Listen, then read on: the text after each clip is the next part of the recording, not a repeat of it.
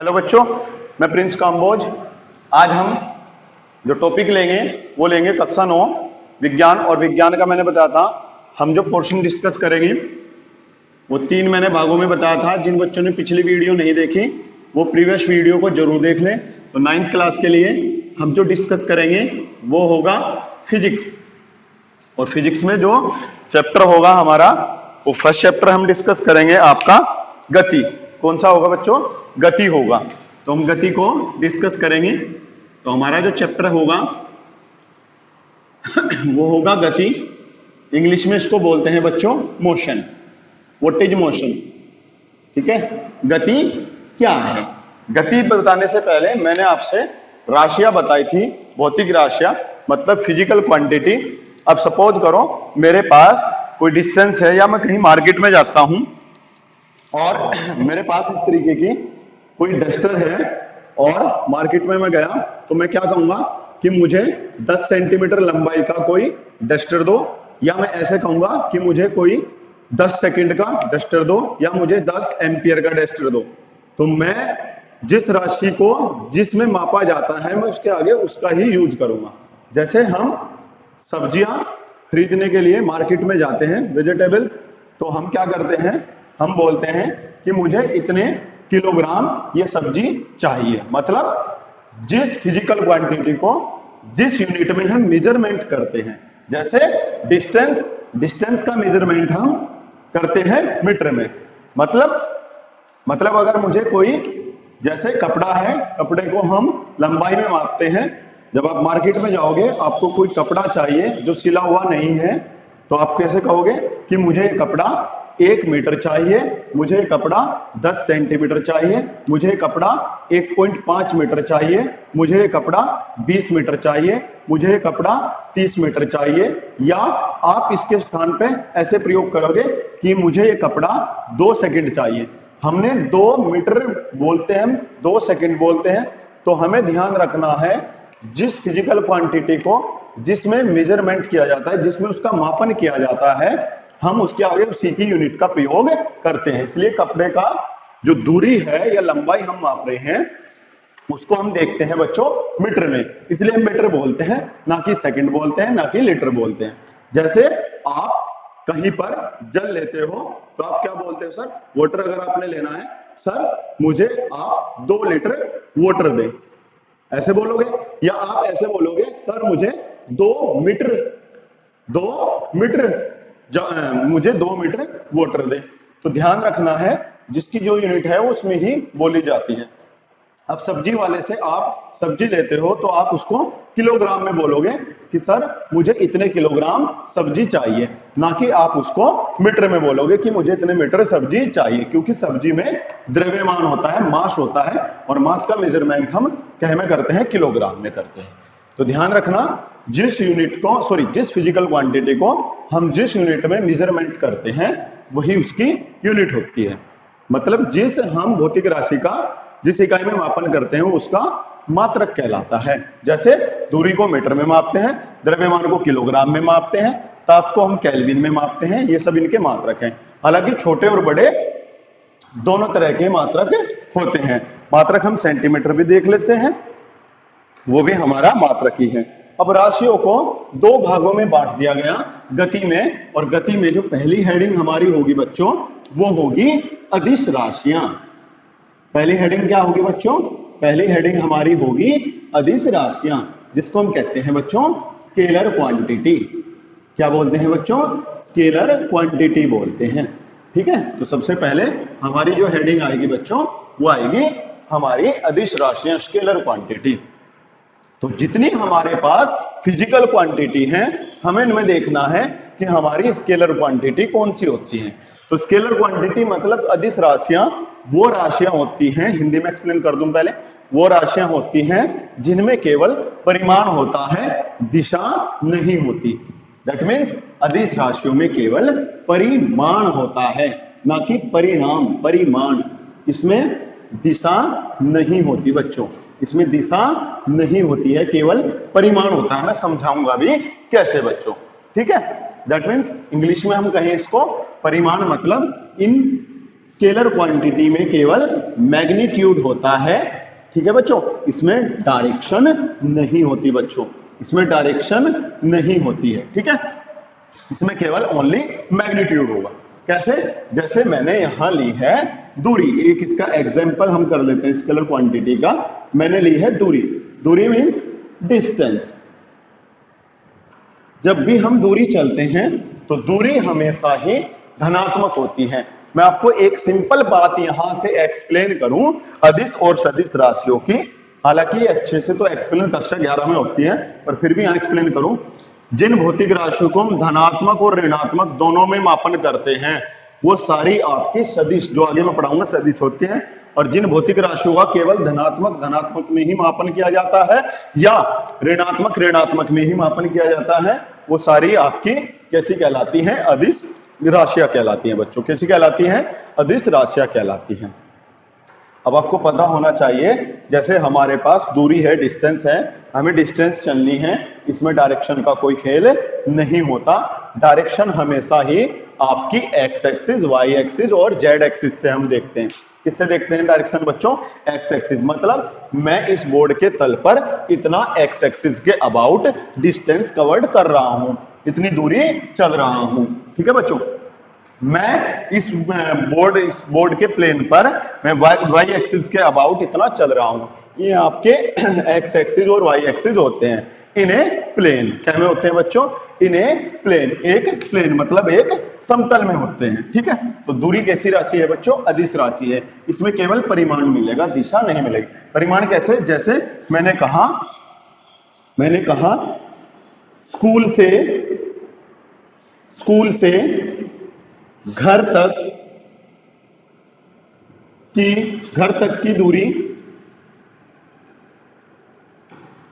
दूरी मैंने कहा 5 किलोमीटर है। कितनी दूरी है बच्चों? 5 किलोमीटर। के मतलब किलोमीटर, स्कूल से घर तक। तो डिस्टेंस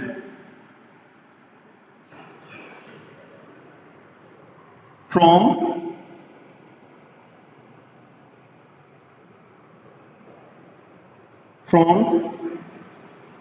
स्कूल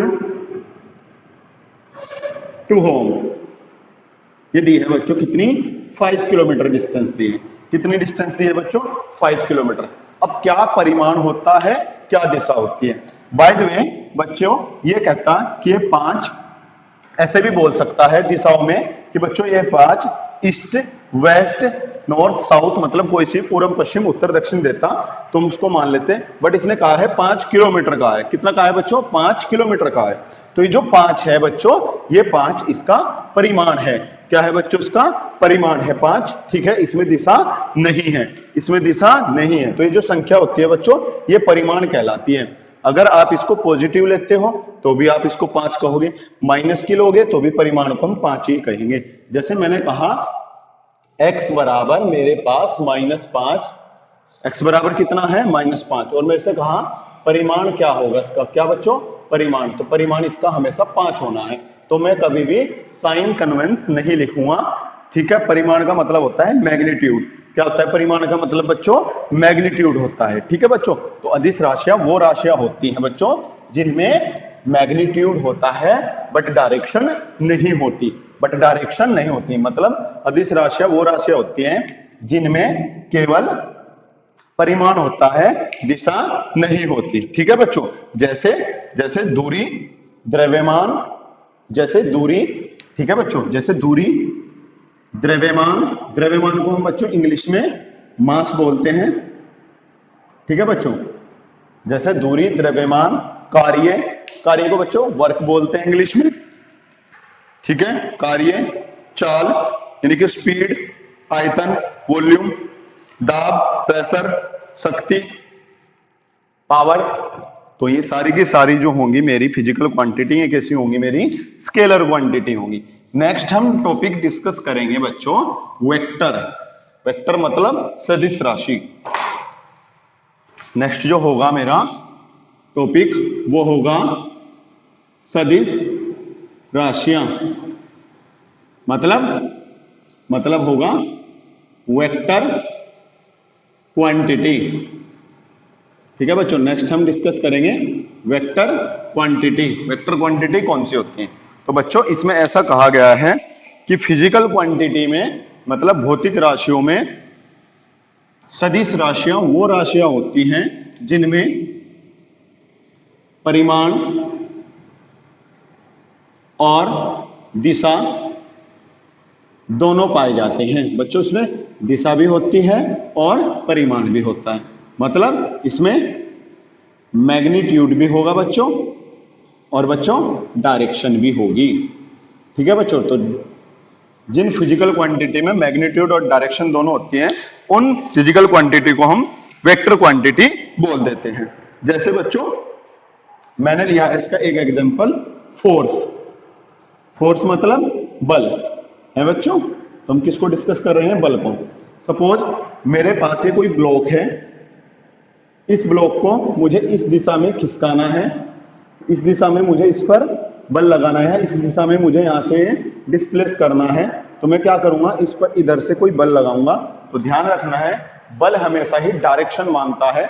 जैसे आपको ये हमारे पास कोई साइकिल है, आपको इस साइकिल को चलाना है, तो आप क्या करोगे? आपको अगर ये चलाना है, सपोज करो आपको इधर की ओर चलाना है तो आप इधर से बल लगाओगे, आपको उधर की राइट साइड में चलाना है तो आप इधर से इस पे बल लगाओगे। बल मतलब फोर्स। ठीक है बच्चों, तो ध्यान रखना है इस बात का आपको, जो बल होता है हमेशा ही दिशा कहता है कि किस दिशा में। सपोज मुझे ये मार्कर दिया गया है, मुझे इस मार्कर को अपने से यहां से दाईं ओर, मुझे अपने से, मैं आपसे नहीं कह रहा हूं, अपने से दाईं ओर ले जाना है, तो मैं क्या करूंगा? इसको इधर बल लगाऊंगा। मुझे अपने से बाईं ओर ले जाना है तो मैं इधर बल लगाऊंगा। मतलब बल की कहीं ना कहीं कोई दिशा निश्चित होती है, तब इस पर बल लगाया जाता है। जैसे आपको साइकिल को रोकना है तो आप उसको अपनी तरफ पुल करोगे, खींच लोगे।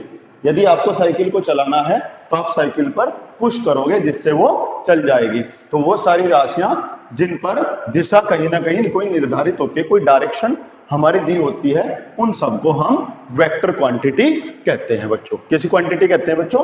वेक्टर क्वांटिटी कहते हैं।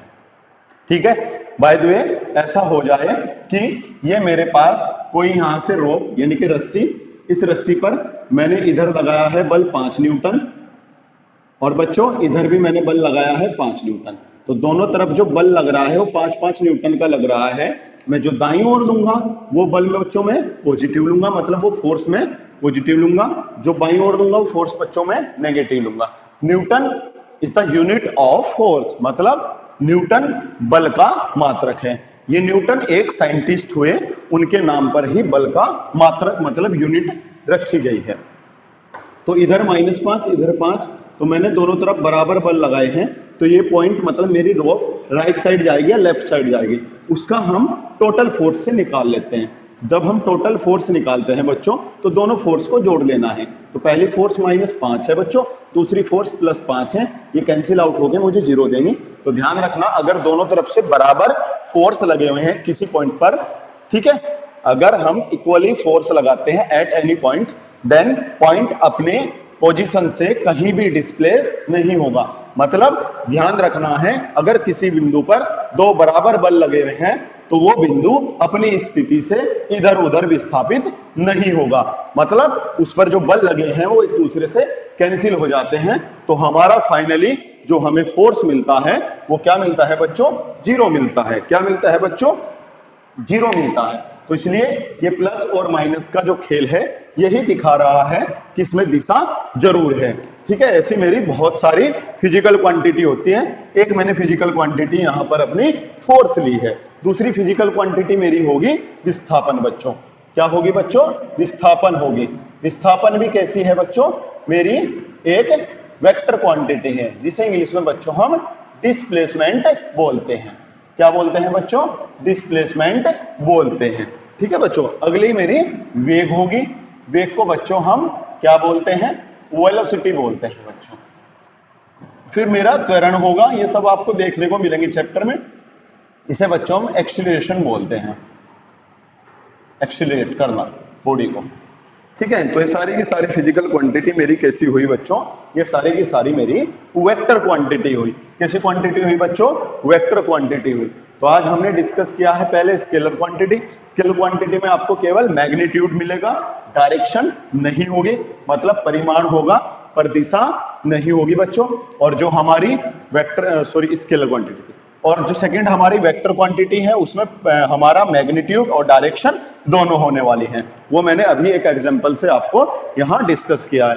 फिर भी किसी बच्चे की कोई प्रॉब्लम है एक्सप्लेनेशन में या आपको कोई वर्ड अच्छे से समझ में ना आए तो वो मेरे व्हाट्सएप नंबर पर मुझे अपनी प्रॉब्लम शेयर करें या नीचे कमेंट सेक्शन में जरूर अपनी प्रॉब्लम बताएं और वीडियो के एक्सप्लेनेशन के बारे में जरूर बताएं कि आपको ये वीडियो कैसी लगी है। ठीक है बच्चों, तो ध्यान रखना है, जैसे यहां से आपसे पूछ लेता है कि इसका मैग्नीट्यूड क्या होगा, डायरेक्शन आप इतने अच्छे से यहां समझ नहीं पाते हो क्योंकि आपके पास अभी डायरेक्शन से रिलेटेड कुछ बातें नहीं है। आपकी जो ये क्वांटिटी है जितना आपने पढ़ लिया है अभी इतनी ही क्लियर होंगी, धीरे धीरे आप पढ़ते जाओगे तो इनसे रिलेटेड बहुत सारी बातें आएंगी, फिर आपको अच्छे से क्लियर हो जाएंगी। ठीक है बच्चों, क्योंकि यहाँ इतने अच्छे से ये एक्सप्लेन नहीं, केवल इनकी एक डेफिनेशन है। अदिश राशियों की डेफिनेशन आप लिखेंगे, वो राशियां जिनमें केवल परिमाण होता है, दिशा नहीं होती, अदिश राशियां कहलाती हैं। और सदिश राशियों की लिखोगे आप, वो राशियां जिनमें आपका परिमाण और दिशा दोनों होते हैं, वो सदिश राशियां कहलाते हैं। मतलब vector quantity, this quantity are magnitude and direction, मतलब जिनमें परिमाण और दिशा दोनों होंगी। ठीक है बच्चों, जैसे यहाँ -5 और +5 है, अगर मैं परिमाण की बात करूं तो यहाँ पहले जो बल लगा है -5 न्यूटन, इसका परिमाण भी 5 है, +5 न्यूटन लगा है, इसका परिमाण भी क्या है 5 है, दोनों का मैग्नीट्यूड 5-5 है बच्चों। पर प्लस माइनस केवल डायरेक्शन दिखा रही है कि एक फोर्स इस पॉइंट पर लेफ्ट साइड में लगा है, एक राइट साइड में, मतलब यहां डिफाइन हो रही है direction. And this is the force is the good example of vector quantity. So that I think you are, आप जो है ना बहुत अच्छे से इसको समझ चुके होंगे। ठीक है, आप जो है क्या करना है, आपको जो मैंने केवल बताया है इसको ही अपनी कॉपी में नोट करना है। ये छोटी छोटी बातें हैं, आगे हम और भी डिस्कस करेंगे मोशन की बातें। मोशन में आगे जो आने वाली चीजें हैं वो हमारी होंगी दूरी, विस्थापन, चाल, वेग, त्वरण, इन सबको हम डिस्कस करेंगे।